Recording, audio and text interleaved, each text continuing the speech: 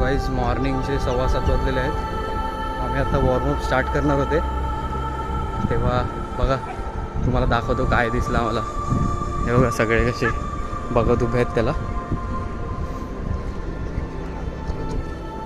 So हा baby Russell viper आहे. आत्ता इकडे चिंचणी बीचच्या समुद्रावर आला आहे. ठीक आहे, तर हा आहे ना आता कुठून तरी खाडीच्या पाण्यातून वाहून आलेला आहे. खूप जास्त दमलेला आहे तो. सो त्याला आता त्याने स्वतःचा रेस्क्यू तर केला आहे पाण्यापासून. आपण फक्त त्याला आता एका चांगल्या जागी रिलीज करून टाकूया.